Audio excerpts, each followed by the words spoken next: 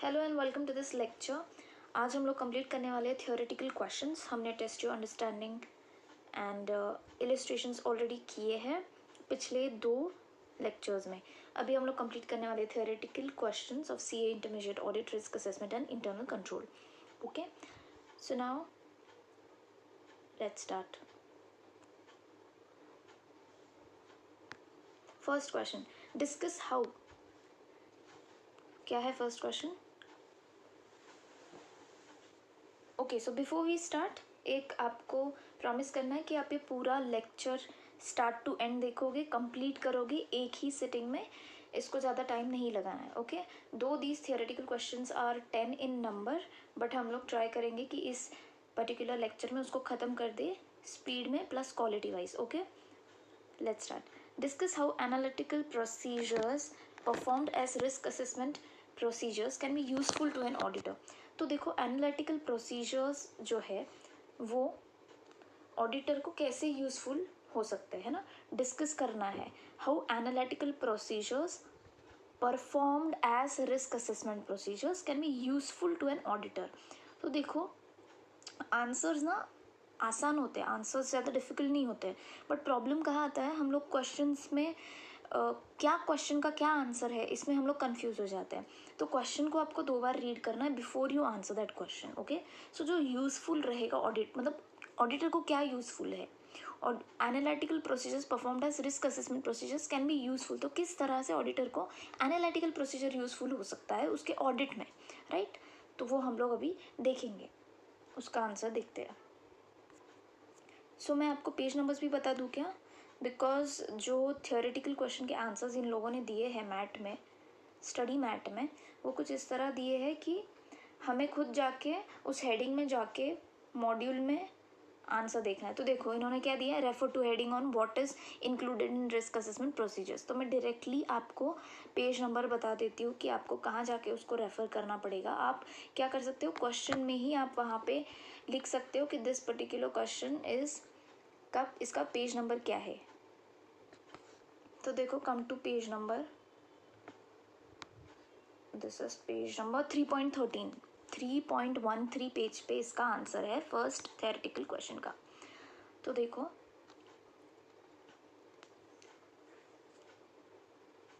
The risk to be assessed include both those due to error and those due to fraud. तो risk जो auditor assess करता है वो दोनों error भी और फ्रॉड भी, ये दोनों रिस्क उसमें इंक्लूडेड होते हैं। What is included in risk assessment procedure? तो देखो, रिस्क असेसमेंट प्रोसीजर में क्या क्या इंक्लूड होता है, inquiries of management and of others within the entity who in the auditor's judgment may have information that is likely to assist in identifying the risk of material misstatement। यानी management से हम लोग क्या करेंगे, inquiry करेंगे, है ना, उनसे कोई इन्फॉर्मेशन लेंगे जो हमारे लिए यूज़फुल है, जिससे हमें एंटिटी में मटेरियल मिसस्टेटमेंट कुछ हो रहे हैं क्या, उसका रिस्क अगर हमें लग रहा है तो वो हमें मैनेजमेंट से इन्फॉर्मेशन मिल सकती है उस चीज़ के बारे में, right? There is also analytical procedures, जो हम लोग को पूछा गया है क्वेश्चन में, है ना, क्वेश्चन में we have asked about analytical procedures, right? And third क्या है, ऑब्जर्वेशन एंड इंस्पेक्शन। तो ऑल दीज 3 थिंग्स, क्या क्या 3 things, inquiry, analytical procedure and observation and so all these things are included in the risk assessment procedure. Now अभी हमें क्या करना है, एनालिटिकल प्रोसीजर्स देखना है, बिकॉज क्वेश्चन में पूछा गया है कि एनालिटिकल प्रोसीजर्स ऑडिटर को कैसे यूजफुल होता है, राइट? तो देखो, analytical procedures performed as risk assessment procedures may identify aspects of the entity of which the auditor was unaware। जो ऑडिटर को नहीं पता है वो भी चीज़ें पता चल सकती है, and may assist in assessing. और क्या करता है, ऑडिटर को वो हेल्प कर सकता है। तो 2 चीज़ें, एक तो ऑडिटर को वो अवेयर करता है कुछ चीज़ों को लेके, और असिस्ट भी करता है ऑडिटर को। किस में असिस्ट करता है, रिस्क ऑफ मटेरियल मिसस्टेटमेंट्स, की कहीं पे कुछ एरर है या फ्रॉड हुआ है, क्या है, वो देखने के लिए उसे हेल्प करता है। In order to provide a basis for designing implementing responses to assist risk. तो ऑडिटर को क्या करना पड़ता है, रिस्पॉन्स भी करना पड़ता है रिस्क को, right? In order to provide a basis for designing and implementing responses to the assist risk Analytical procedures performed as risk assessment procedures may include both financial and non-financial. Okay, now बाकी सब तो ठीक है, ये important है. This line is important. Okay, this entire line is important. Analytical procedures performed as risk assessment procedures may include both financial as well as non-financial information. So इसका MCQ भी बन सकता है कि analytical procedures only include financial information. So no, it includes both financial as well as non-financial information also. Example भी दिया है उन्होंने. For example, relationship between sales and square footage of selling space or volume of goods sold. तो देखो, sales एक financial information है and volume of goods sold एक non financial information है. तो ये दोनों चीज़ों के बारे में बात करता है. एनालिटिकल प्रोसीजर में help identify the existence of unusual trans. जैसे मैंने पहले भी कहा था कि अनअवेयर कुछ चीज़ें हैं जो ऑडिटर को नहीं पता है, वो भी एनालिटिकल प्रोसीजर से पता चलती है. जो जैसे अनयूजुअल ट्रांजैक्शंस हो गई कोई, या फिर कोई ऐसे इवेंट्स है, अमाउंट्स है, रेशियोज है, ट्रेंड्स है, that might indicate matters that have audit implications. Unusual, unexpected relationships that are identified may assist the auditor in identifying the. ये फिर से repetition है जो हमने ऊपर एक short में पढ़ा. However, when such analytical procedures use data aggregated at a high level, which may be situation with analytical procedure performed as risk assessment, the results of those analytical procedures only provide a broad initial indication about whether a material misstatement may exist. क्या बोल रहा है ये? When such analytical procedures use data aggregated at a high level यानी क्या? अगर हम लोग सिर्फ सैम्पल बेसिस या ऊपर से कुछ डेटा चेक कर रहे हैं तो मे बी हमें सिर्फ एक इनिशियल इंडिकेशन मतलब सिर्फ वो डेटा हाई लेवल चेक करने से ही हमें कुछ इंडिकेशन मिल सकता है कि यहाँ पे मटेरियल मिसस्टेटमेंट है या नहीं है. ठीक है, तो उसमें भी वो यूज़फुल है. आगे देखो क्या है.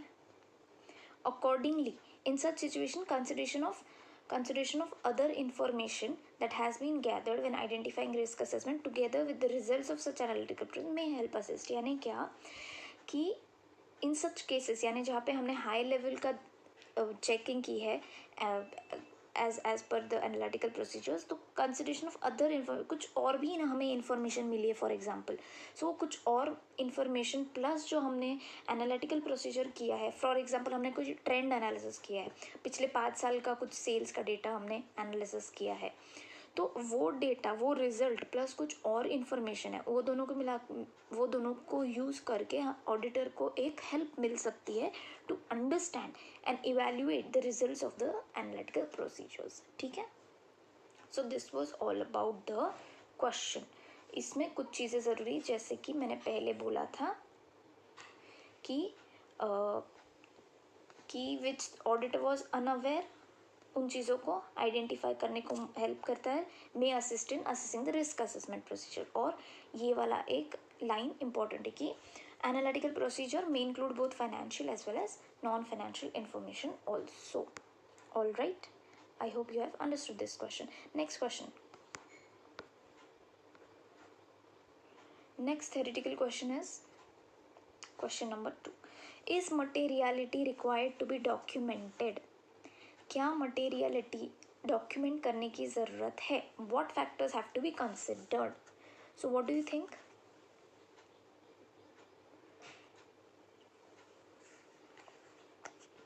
ऑडिट करने की पहले एक मटेरियलिटी सेट की जाती है, राइट, कि हमें किन चीज़ों पे ज़्यादा फोकस करना चाहिए, किन एरिया पे ज़्यादा फोकस करना चाहिए, तो दैट इज़ मटेरियलिटी, राइट. तो क्या वो मटेरियलिटी डॉक्यूमेंट होनी चाहिए या नहीं होनी चाहिए?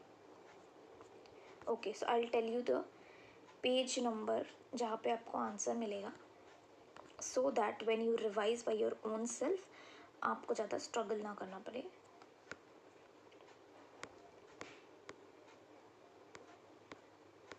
Okay, come to page number 3.23. वहाँ पे हमें दिया है कि documenting the materiality, right, documenting the materiality. तो audit documentation shall include the following amounts and factors considered in the documentation. Materiality for the financial statement. आप फाइनेंशियल स्टेटमेंट को लेके क्या मटेरियलिटी सेट करते हो वो आपको डॉक्यूमेंट करना चाहिए.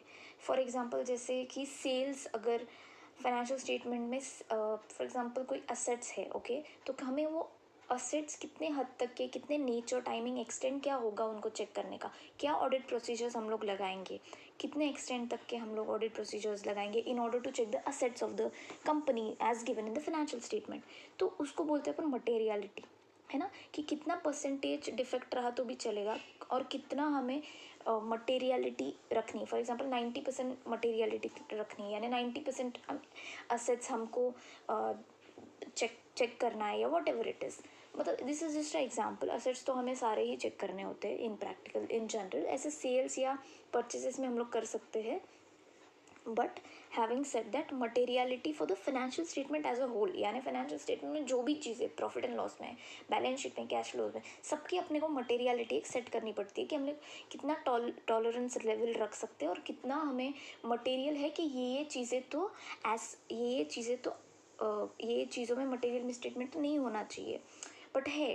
तो that is a materiality, right. If applicable, the materiality level or levels for particular class of transactions, account balances or disclosures. तो पर्टिकुलर क्लास ऑफ ट्रांजैक्शंस है या कोई अकाउंट बैलेंस है, डिस्क्लोजर्स है, तो उनका मटेरियलिटी लेवल क्या होगा वो हमें डॉक्यूमेंट करना चाहिए. परफॉर्मेंस मटेरियलिटी, अगेन प्रोसीजर्स क्या लगाने हैं क्या नहीं, वो सब चीज़ें डॉक्यूमेंट करनी चाहिए. एनी रिविजन, कोई भी अभी ड्यूरिंग द ऑडिट भी ना क्या होता है, मटेरियलिटी चेंज हो सकती है. ऐसा नहीं कि हमने स्टार्टिंग में मटेरियलिटी सेट कर दी और उसी अकॉर्डिंग हमने प्रोसीजर्स लगा दिए, नहीं. ड्यूरिंग द ऑडिट भी अगर हमें लगता है कि मटेरियलिटी लेवल हमें चेंज करना है, रिस्क हमें ज़्यादा लग रहा है, तो हम लोग क्या करेंगे, ज़्यादा ऑडिट प्रोसीजर्स लगाएंगे. तो that is change in materiality, right. So अगर कोई रिविजन यानी कोई भी चेंजेस होता है, ये तीनों पहले तीनों चीज़ों में ABC जो है ये, इनमें अगर कोई चेंजेस होते तो वो भी हमको डॉक्यूमेंट करना चाहिए कि हमने मटेरियलिटी चेंज करी है, मटेरियलिटी का लेवल हमने अभी चेंज कर दिया क्योंकि हमें ऐसे ऐसे reason, due to these reason. Okay, so this was the second question. Next third question पे चलते हैं. Discuss relationship between general IT controls and application controls in an automated environment. Automated environment यानी जैसे कंप्यूटर का use कर रहे हैं आप, है ना. कैट्स आपने सुना होगा, कंप्यूटर असिस्टेड ऑडिटिंग टेक्निक्स. तो रिलेशनशिप बिटवीन जनरल IT के controls and the application controls, इनमें हमें रिलेशनशिप क्या है वो हमें जानना होगा. तो कम टू पेज नंबर, अगर आपके पास बुक नहीं है स्टिल इट्स फाइन, क्योंकि I have already open the PDF for you in front of you. तो आपके पास अगर बुक नहीं होगी तो भी चलेगा, ठीक है. जनरल IT कंट्रोल्स और इसका रिलेशनशिप देखते हैं. General IT controls versus application controls. तो देखो, these two categories of control over IT systems, ये दोनों क्या है, ये दोनों कुछ नहीं है बट कंट्रोल्स है. yes agreed, these two are controls over IT system. IT मतलब इंफॉर्मेशन टेक्नोलॉजी, और ये क्या है, दोनों रिलेटेड है. जैसे एप्लीकेशन है कोई, जैसे एक्सेल आप यूज़ करते हो, that is application. General IT controls, general जो इंफॉर्मेशन टेक्नोलॉजी है वो एंड एप्लीकेशन, इनके कंट्रोल्स क्या है, इंटर रिलेटेड है ना, इंटर रिलेटेड है. The relationship between the application controls and the general IT controls is such that general IT controls are needed to support the functioning of application controls. तो आपको general IT controls है ना, ज़रूरी है, वो support करते हैं एप्लीकेशन कंट्रोल्स को. अगर जनरल IT कंट्रोल्स ही नहीं रहेंगे तो वो एप्लीकेशन कंट्रोल्स भी नहीं रहेगा. तो ये दोनों एक दूसरे में इंटर रिलेटेड है and both are needed to ensure complete and accurate information processing. तो दोनों ज़रूरी है टू एंश्योर कि पूरा कंप्लीट और एक्यूरेट इंफॉर्मेशन प्रोसेस हो, है ना. इंफॉर्मेशन टेक्नोलॉजी सिस्टम यानी कंप्यूटर में जो इंफॉर्मेशन है वो कंप्लीट और एक्यूरेट प्रोसेस हो. तो उस वजह से general information technology controls plus application controls ये दोनों ज़रूरी है, ऐसा इनका कहना है, ठीक है. यहाँ पे ही आंसर ख़त्म हो जाता है. Next question number 4. Question number 4. A company functions in an automated environment discuss in what areas data analytics can be useful for auditor of the company. Data analytics, फिर से मैं रीड करती हूँ question. Discuss in what areas data analytics can be useful for auditor of the company. ठीक है. Now come to page number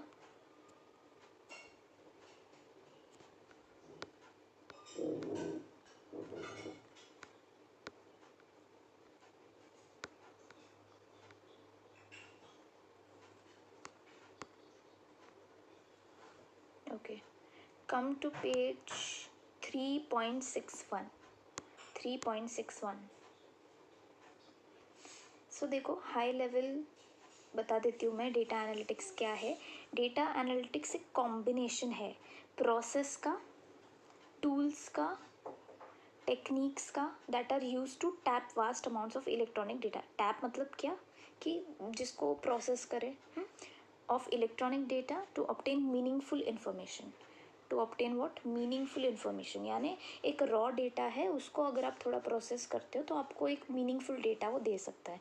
जैसे हमने for example, अगर आप हॉस्पिटल वाले कंपनी हो, आपके पास कंप्यूटर है, आप इलेक्ट्रॉनिक डेटा रखते हो कंप्यूटर में, तो आप अगर उसमें पेशेंट का डिटेल्स डालते हो, कौन से रूम में वो पेशेंट है, क्या उसको डिजीज़ है क्या नहीं, ये सारी चीज़ें आप मेंटेन करते हो. बट जब आप उसको प्रोसेस करते हो वो डेटा को, तब आपको एक रिपोर्ट मिलता है, एक पर्टिकुलर सिस्टमेटिक रिपोर्ट मिलता है, कौन सा पेशेंट कौन से रूम में कौन सा डॉक्टर उसको अटेंड कर रहा है. तो एक मीनिंगफुल इन्फॉर्मेशन हमें मिलता है जिसको हम लोग डेटा एनालिटिक्स कहते हैं. क्यों? क्योंकि हमने उस रॉ डेटा को क्या कर दिया, मीनिंगफुल डेटा में कन्वर्ट कर दिया. यानी हमने क्या किया, डेटा को एनालाइज किया है ना, डेटा एनालिटिक्स हो गया वो. या फिर आप कह सकते हो कि वो मीनिंगफुल इन्फॉर्मेशन को आप स्टडी करके डेटा को एनालाइज करते हो, ऐसा भी आप बोल सकते हो. तो डेटा एनालिटिक्स फॉर ऑडिट. तो ये क्या है, ये कॉम्बिनेशन है प्रोसेस का, टूल्स का, टेक्निक्स का that are use to tap vast amount of electronic data. क्यों? To obtain meaningful information. ठीक है, तो इतना यहाँ पे इम्पोर्टेंट था. नेक्स्ट पेज पे आओ.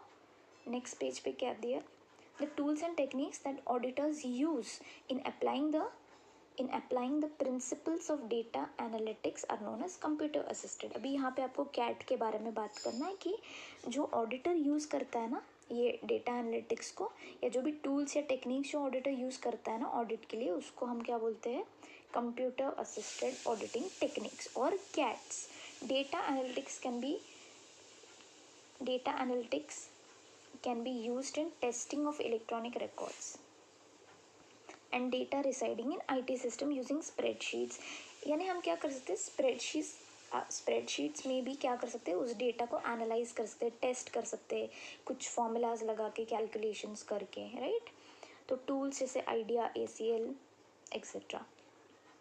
मेन क्या आंसर है कि किन किन एरियाज में डेटा एनालिटिक्स ऑडिटर इस्तेमाल कर सकता है.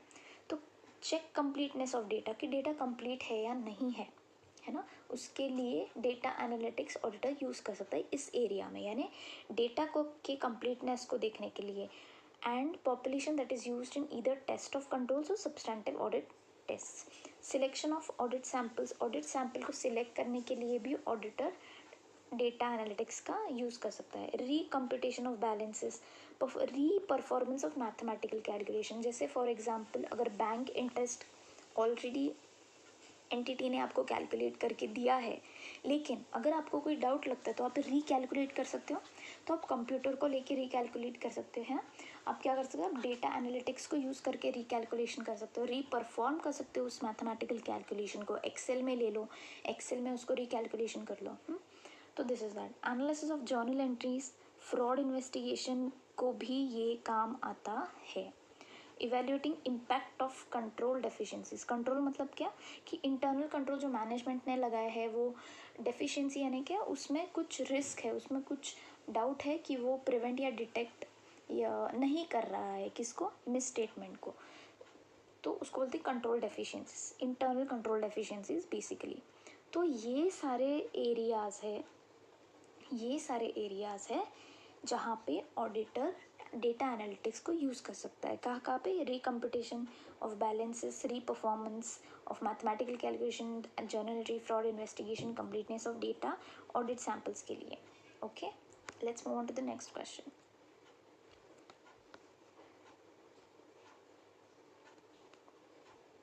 Fifth question, what is understood by non routine transactions? Non routine यानी देख के पता चलता है कि जो ये डे टू डे या रेगुलर एक्टिविटीज़ में नहीं आता है, रेगुलर ट्रांजैक्शंस में नहीं आता है, रूटीन ट्रांजैक्शंस नहीं है ये, है ना, ये नॉन रूटीन ट्रांजैक्शंस है। बट हमें ऑडिट के लैंग्वेज में इसको देखना है कि क्या बोलते हैं इसको, ठीक है। Briefly outline why risk of material misstatement is greater for such transaction. तो इन नॉन रूटीन को जैसे हम लोग अनयूजुअल भी बोल सकते हैं, तो ये जो अनयूजुअल या नॉन रूटीन ट्रांजैक्शन है इनमें रिस्क ऑफ मटेरियल मिसस्टेटमेंट यानी एरर होने के चांसेस ज़्यादा क्यों होते हैं, तो ये भी आपको बताना है। So come to page number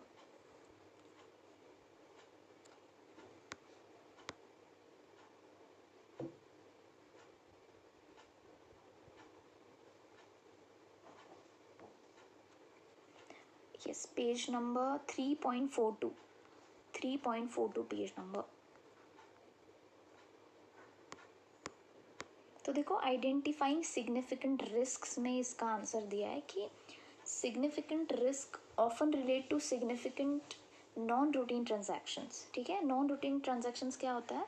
are transaction that are unusual. जैसे मैंने आपको बोला कि कोई अनयूजुअल ट्रांजैक्शन है कि जो रूटीन में नहीं है, रेगुलर में नहीं है, डे टू डे बिजनेस में नहीं है, अनयूजुअल है due to either size or nature and that therefore occur infrequently. बार बार नहीं जो होते, बार बार ट्रांजैक्शंस नहीं होते, वो एक ही बार में होते हैं। 1 second.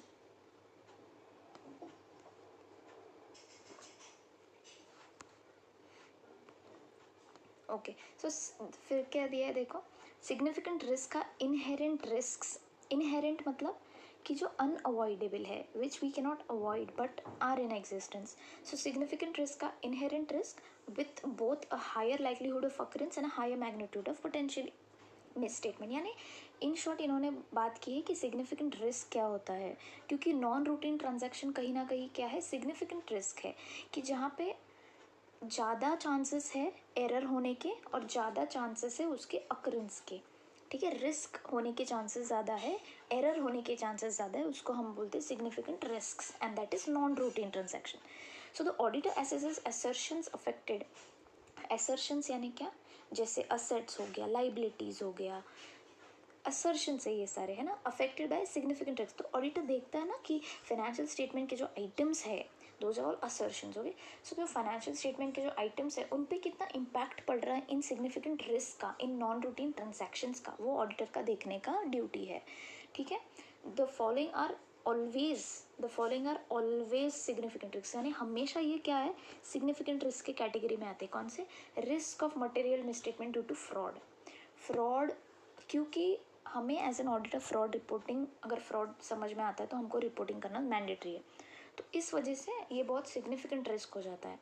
Significant transactions with related parties that are outside the normal course of business, यानी बिजनेस के बाहर है, आप रिलेटेड पार्टी के साथ में कोई ट्रांजैक्शन कर रहे हो जो कि आप जो बिजनेस कर रहे हो उसमें नहीं आ रहा है, ये आप कुछ और ही ट्रांजैक्शन लेके चल रहे हो रिलेटेड पार्टीज के साथ में, तो this is also significant risk. अभी हमें और एक क्या क्वेश्चन पूछा था उसमें कि ग्रेटर क्यों होता है हमेशा, greater for significant non routine transaction, मतलब एरर जो है, मटेरियल मिसस्टेटमेंट होने के चांसेस नॉन रूटीन ट्रांजैक्शन में ज़्यादा क्यों होते हैं। तो देखो, greater management intervention to specify the accounting treatment, अगर मैनेजमेंट इन्वॉल्व होता है बहुत ज़्यादा, ग्रेटर इंटरवेंशन करता है मैनेजमेंट, तो डेफिनेटली कहीं ना कहीं फाइनेंशियल स्टेटमेंट आपके क्या हो जाएंगे, मटेरियल मिसस्टेट होने के चांसेस ज़्यादा बढ़ जाएंगे।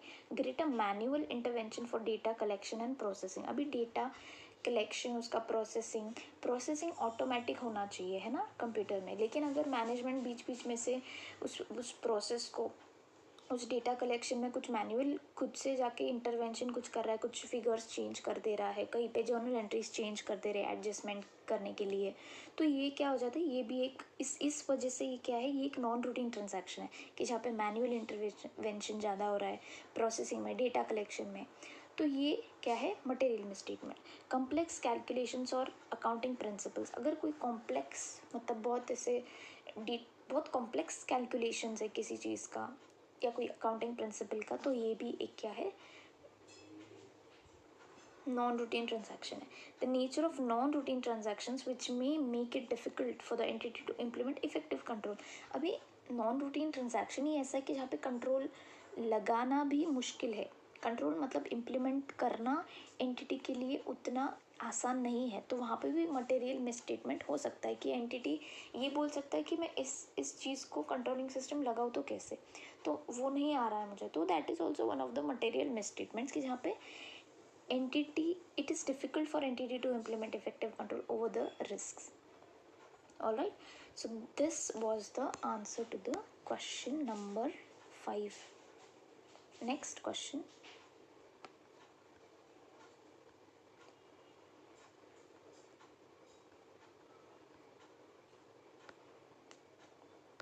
Question number 6. The auditor shall obtain an understanding of the major activities that the entity uses to monitor internal control over financial reporting. Okay, sixth question का आंसर देखते हैं.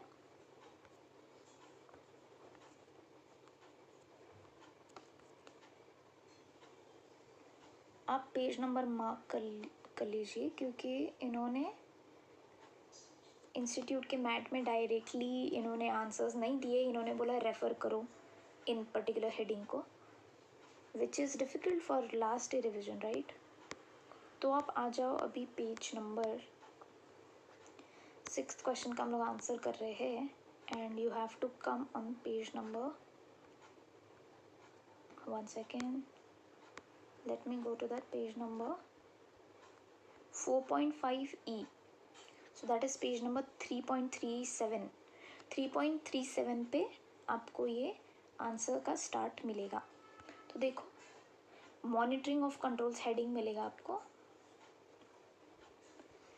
So the auditor shall obtain an understanding of the major activities that the entity uses to monitor internal control over financial reporting. तो auditor को ये समझना चाहिए कि entity financial reporting को जो इंटरनल कंट्रोल सिस्टम लगा रहा है वो सारे एक्टिविटीज़ को ऑडिटर को समझना चाहिए, समझ के लेना चाहिए कि फाइनेंशियल रिपोर्टिंग को एंटिटी जो है वो क्या क्या कंट्रोल सिस्टम लगाता है। तो देखो, monitoring of controls is a process, yes it is a process to assess effectiveness of internal control performance over time. It helps in assessing the effectiveness of control. तो अब जब कंट्रोल को monitor कर रहे हो, सुपरवाइज कर रहे हो, तो आप क्या कर रहे हो, कंट्रोलिंग सिस्टम का इफेक्टिवनेस देख रहे हो, right. It involves assessing the effectiveness of controls on a timely basis, and अगर कोई डिफ़ॉल्ट होगा, कोई डिफिशियंसी होगी इंटरनल कंट्रोल सिस्टम में, तो रेमेडियल एक्शंस भी उस पर लेते आ सकते हैं। It includes considering whether controls are operated as intended, जिस चीज़ के लिए वो कंट्रोल सिस्टम लगाया गया है क्या वो उसी के लिए काम कर रहा है। Management accomplishes monitoring of controls through ongoing activities, separate evaluations और combination। यानी क्या कि मैनेजमेंट जो है ना वो इंटरनल कंट्रोल सिस्टम को मॉनिटर करने के लिए एक तो कोई ऑनगोइंग एक्टिविटी यानी कि रेगुलर बेसिस पे उसको चेक कर सकते हैं, या फिर कोई सेपरेटली किसी दिन में भी डिसाइड करके उस इंटरनल कंट्रोल सिस्टम को इवैल्यूएट यानी एग्जामिन कर सकता है कि क्या ये वर्क कर रहा है नहीं कर रहा है, जैसे हमने डिसाइड किया था वैसे, या फिर ये दोनों कॉम्बिनेशंस यूज़ कर सकता है, यानी ऑनगोइंग कोई एक्टिविटी भी प्लस सेपरेट इवैल्यूएशन भी कर सकता है, दोनों एक साथ में। Ongoing monitoring activities are often built into normal recurring activities of an entity, यानी नॉर्मली जो एंटिटी काम कर रहा है उसी में ये जो एक्टिविटीज़ होते हैं इंटरनल कंट्रोल को टेस्ट करने के लिए, इंटरनल कंट्रोल को एग्जामिन करने के लिए, वैसे भी कर सकता है रिकरिंग बेसिस पे। एंड इंक्लूड रेगुलर मैनेजमेंट, तो रेगुलरली मैनेज हो रहा है वो चीज़, ऐसे भी कर सकते हैं। मैनेजमेंट्स मॉनिटरिंग एक्टिविटीज़ में इंक्लूड, अभी जैसे मैनेजमेंट कैसे मॉनिटर करेगा, जैसे मैं बार बार बोल रही हूँ कि एक्ट ऑनगोइंग एक्टिविटीज़, तो व्हाट आर दीज एक्टिविटीज़? तो इट में include using information from communications from external parties such as customer complaints. तो देखो कहीं कहीं पे आप अगर जाते हो तो आप किसी बिजनेस का वेबसाइट चेक करते हो, वहाँ पे होता है कस्टमर कंप्लेन को जगह, है ना, मतलब कस्टमर आप कंप्लेन कर सकते हो कभी भी। So that is nothing but a regular activity, right? So तो मैनेजमेंट में monitor the internal control system through these regular activities also, जैसे कि कस्टमर कंप्लेन आप एड्रेस कर रहे हो, आप रेगुलेटर कमेंट्स देख रहे हो, उस पर काम कर रहे हो, highlight areas in need of improvement, all these things comes under management of controls. Okay, so this was the answer to the question number 6. Let's go to question number 7. बस थोड़ी क्वेश्चंस बाकी है अभी, ठीक है? I hope you are getting certain help out of this lecture. If you do like the lecture and subscribe the channel, share it with your friends who are in need of such lectures. Last revision के लिए ये बहुत useful है। आप together in aggregate अगर 2-3 hours भी निकाल लो, ये सारे जो भी लेक्चर्स मैंने अपलोड किए हैं वो सारे आप देख सकते हो एंड फिनिश कर सकते हो। जो जितने भी एंटायर मॉड्यूल स्टडी मैट के जितने भी illustrations, test your understanding, test your knowledge के क्वेश्चंस है, वो सब आपके इसमें हो जाएंगे, एक्सेप्ट कुछ छोटे मोटे एग्जाम्पल्स है वो आप खुद से करने वाले हो। ओके, और जो केस स्टडी है जिसके 5 MCQs है कुछ, those are easy, those you can do it by your own, but these are something theoretical questions हो गए, टेस्ट योर अंडरस्टैंडिंग हो गए, इलिस्ट्रेशंस हो गए, जो हमें करने के लिए कहीं ना कहीं एक कंपाइलेशन चाहिए इस चीज़ का, right? So this is nothing but a compilation of that, and ये चैप्टर वाइज है, तो आप आपके हिसाब से कॉन्सेप्ट करके फिर you can move to this lectures, है ना? These are entirely question and answers wala playlist. All right, so without wasting any time, 7th question. Risk of material misstatement consists of 2 components. Explain clearly defining risk of material misstatement. तो हमें ये 2 component क्या है? Let's see those 2 components. बिल्कुल थोड़ा start में ही है इसका answer, start of the chapter में ही इसका आंसर है। ये देखो,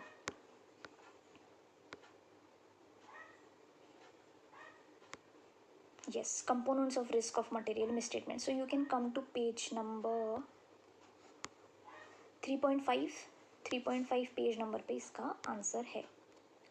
आप क्या करो, साथ साथ में लिखते चले जाओ क्वेश्चन के साइड में ही कि ये पेज नंबर 3.5 पे है, ये page number so and so पे है, सो दैट आप जब भी फिर से इसको रिवाइज करो तो you will have it on your finger tips. Okay, so components of risk of material misstatement.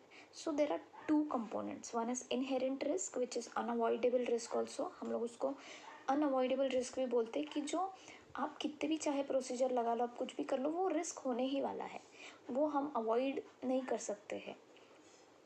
तो ये एक इनहेरेंट रिस्क है। एक है कंट्रोल रिस्क कि हमने कंट्रोल लगाए हैं फिर भी वो कंट्रोल काम नहीं कर रहे, उसका रिस्क, ठीक है? So both inherent risk and control risk का एंटिटीज रिस्क, यानी क्या कि इसको मैनेजमेंट देखेगा, इसको एंटिटी देखेगी, ये ऑडिटर का रिस्क नहीं है, ऑडिटर के एंड से रिस्क नहीं है। जैसे कि फॉर एग्जांपल डिटेक्शन रिस्क जो है वो ऑडिटर के एंड से रिस्क हो सकता है कि ऑडिटर ने बहुत सारे प्रोसीजर्स भी लगा दिए फिर भी कोई रिस्क डिटेक्ट नहीं हुआ, तो दैट इज़ ऑडिटर के एंड से रिस्क है। लेकिन ये एंटिटी के एंड से रिस्क है कि inherent risk and control risk, they exist independently of the audit. Inherent risk and control risk are influenced by the client. यानी कि जो एंटिटी है वो, these are entities risk and are not influenced by auditor. ये MCQ में आ सकता है, तो ये किससे इन्फ्लुएंस होता है? एंटिटी से इन्फ्लुएंस होता है, ऑडिटर से इन्फ्लुएंस नहीं होता है, ठीक है? तो ये 2 कंपोनेंट्स है। तो इनहेरेंट रिस्क जैसे डिटेल में दिया है और कंट्रोल रिस्क भी डिटेल में दिया है। मैं अगर आपको इन शॉर्ट में इस चीज़ को समझाऊँ, क्योंकि हमें कंपोनेंट्स के बारे में पूछा गया है तो मैंने आपको इन शॉर्ट में बता दिया। जैसे इनहेरेंट रिस्क क्या है? there is always a risk that before considering any existence of internal control, a particular transaction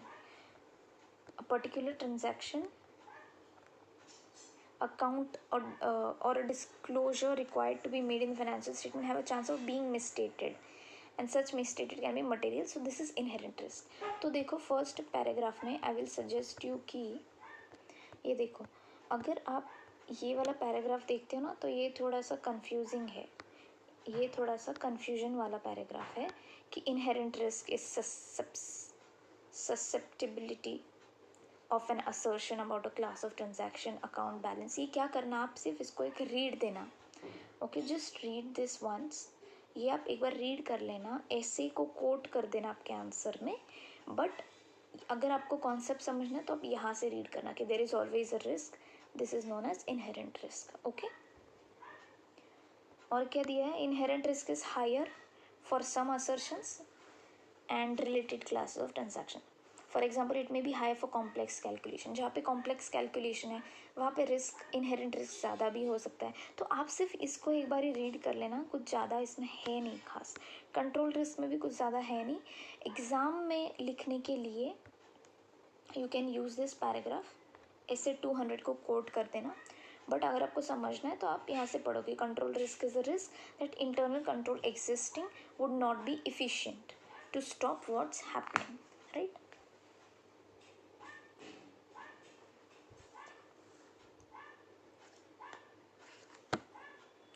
ये इंपॉर्टेंट है कि there is a inverse relationship between control risk and efficiency of internal control of an entity. यानी क्या कि अगर control risk ज़्यादा है, अगर कंट्रोल रिस्क ज़्यादा है ना, अगर कंट्रोल रिस्क ज़्यादा है तो इंटरनल कंट्रोल की जो इफिशियंसी है वो कम है. कैसे, क्या, जाहिर सी बात है, अगर कंट्रोलिंग सिस्टम में कोई रिस्क है कि इसमें एरर हो सकता है, यानी क्या हुआ, आपका जो इंटरनल कंट्रोल सिस्टम है वो इफ़िशिएंट नहीं है, वो कम इफ़िशिएंट है. तो ये इन्वर्स रिलेशनशिप है, अगर रिस्क ज़्यादा है तो इफ़िशियंसी कम है. ठीक है, the control risk is low when efficiency is low. The control risk is high. जब इफ़िशियंसी कम है तब कंट्रोल रिस्क ज़्यादा है, जब कंट्रोल रिस्क कम है तो इफ़िशियंसी ज़्यादा है. दैट्स इट, कंट्रोल रिस्क में यही बोलना है आपको. ठीक है, आई hope you have understood this because that is very basic, हम लोग उतना डिटेल में उसको नहीं देखेंगे. देन अभी 8th क्वेश्चन पे आ जाओ. Essays do not ordinarily refer to inherent risk and control risk separately, but rather to a combined assessment of the risk of material misstatement. इसका आंसर भी हम देख लेंगे. पेज नंबर आ जाओ, पेज नंबर 3.10. सो देखो, combined assessment of the risk of material misstatement, standards on auditing do not ordinarily refer. तो देखो, standards on auditing generally inherent risk या कंट्रोल रिस्क के बारे में अलग से बात नहीं करता है, ये उसको कंबाइन करके बात करता है. हाउएवर द ऑडिटर में मेक सेपरेट और कंबाइंड असेसमेंट, यानी auditor inherent risk, control risk को अलग अलग तरीके से भी एग्जामिन कर सकता है या तो कंबाइन करके भी एग्जामिन कर सकता है. The assessment of risk of material misstatement में expressed in quantitative terms such as percentage. Risk कितना है तो आप ओके, सो कहाँ थे हम लोग. Yes, so the assessment of risk of material misstatement में भी एक्सप्रेस्ड इन क्वांटिटेटिव टर्म्स, या फिर आप उसको परसेंटेज में भी बता सकते हो या फिर आप नॉन क्वांटिटेटिव टर्म्स में भी बता सकते हो. ये क्यों बता रही हूँ मैं, for MCQ purposes. In any case, the need for the auditor to make appropriate risk assessment is more important than the different approaches. आप क्या अप्रोच करके उसको चेक कर रहे हो, उससे ज़्यादा ये ज़रूरी है कि आप उसको कंसिडर कर रहे हो, आप इनहेरेंट रिस्क, कंट्रोल रिस्क को चेक कर रहे हो. ठीक है, it can be concluded from the above that audit risk जो है वो क्या है, वो risk of material misstatement into detection risk है. रिस्क ऑफ मटेरियल मिसस्टेटमेंट यानी क्या, inherent risk and control risk. तो ऑडिट रिस्क टोटल मिला के क्या है, inherent risk into control risk into detection risk. Since risk of material misstatement is a function of inherent risk control risk, it can also be shown as this. तो ये दोनों type correct है, ये MCQ में आता ही है, ये MCQ में आता है. सो यू बेटर एक बार देख के जाना एग्जाम के पहले. ओके, ये जो फॉर्मूला है. All right. ओके, इलिस्ट्रेशन हमने ऑलरेडी कर लिए हैं पिछले चैप्टर्स में. ये क्वेश्चन यहाँ पे ख़त्म होता है. Next question, that is second last question पे हम लोग आ चुके हैं. Ninth question. The auditor shall obtain an understanding of the control environment. Explain stating what is included in control environment. तो कंट्रोल एनवायरनमेंट में क्या सारी चीज़ें इंक्लूड होती है. सो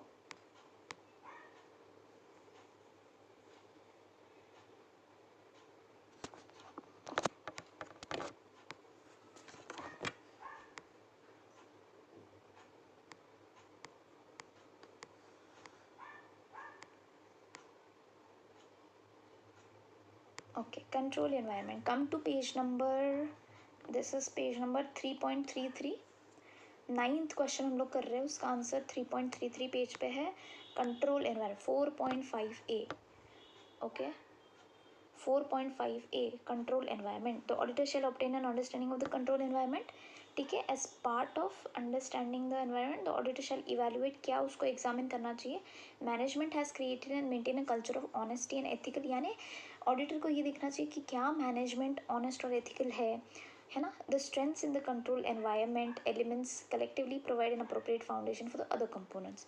इन कंट्रोल एनवायरनमेंट आपको चेक करना चाहिए. करेक्ट. अभी मेन क्वेश्चन क्या था कि what is included in the control environment. तो देखो, the governance and management functions. Governance यानी कैसे वो एंटिटी कैसे चल रहा है, how is the entity going on. So governance, how it is managed, how it is administered, so that is governance. Management functions and attitudes, awareness, actions of TCWG का attitude, awareness.